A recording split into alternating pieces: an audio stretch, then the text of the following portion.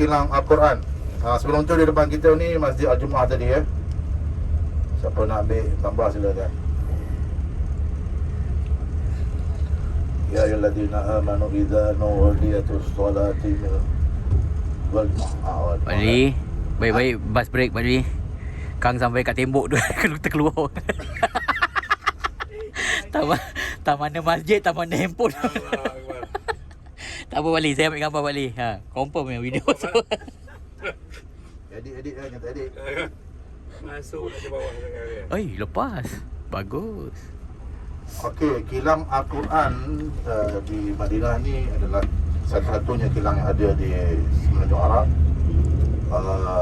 Itu untuk mencetak Al-Quran Resam Uthmaniyah. La ilaha illallah. Yang kita tengok berada di dalam Masjid Nabawi, di Masjid Haram, bahkan juga di negara kita ya. Di sinilah kilang Al-Quran dicetak dan disebarkan ke seluruh dunia dan diadakan terjemahan pelbagai bahasa, termasuklah bahasa Indonesia, bahasa Cina, bahasa France, banyaklah. Yang sehingga sini yang saya tak jumpa lagi bahasa Jawa boleh jumpa lagi. Yang ada saya beli satu orang yang semangat ya. West. Okay. Tapi tak ada lagi terjemahan bahasa Jawa Okey, jadi kilang ini memang khas untuk Resam Uthmaniyah. Oh, terang lagi ni. Dan apa ni, Ambil. tujuan utama dia kenapa? Supaya semua umat Islam dunia memakai Quran Resam Uthmaniyah yang diiktirafkan Quran yang sahih ya. Maka di negara kita dihapuskan Quran Majid itu yang ada penambahan huruf yang tak sepatutnya berlaku lah dalam kaedah-kaedah hukum mahkam tajwid Al-Matbah, misalnya bab hamzah wasal dan sebagainya begitu seluruh dunia hanya menggunakan Quran Resam Uthmaniyah ini. Okey, secara umum biografi Al-Quran ya. Siapa tahu berapa jumlah ayat Al-Quran? Berapa jumlah ayat Al-Quran? Apa jumlah ayat dia? Yang sahih. 666 itu tak sahih. Dan 1326 ayat.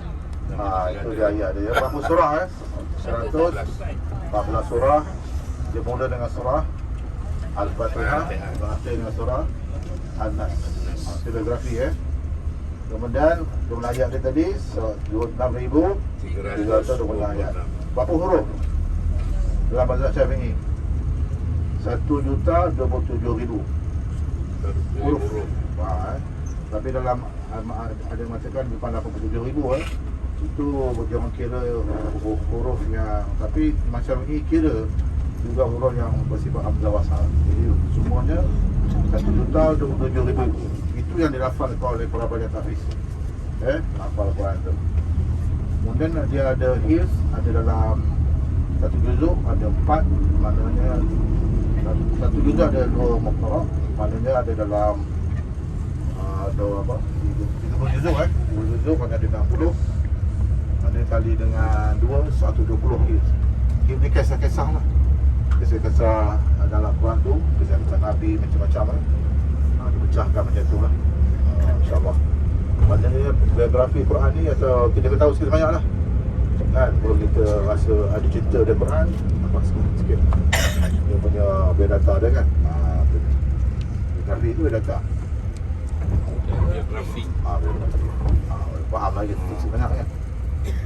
Kalau biodata macam saya punya cerita lah. Nama Pak Haji Bayang ni kan, lahir di mana? Di Australia. Buat tenang. InsyaAllah sikit banyak kita ambil maklum tentang Quran tu ya.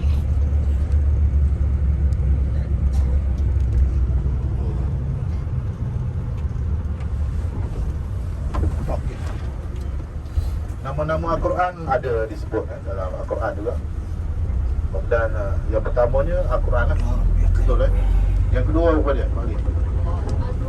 Al-Furqan lagi. Masyaallah. Al-Kitab. Al-Quran, Al-Kitab lagi apa? Itu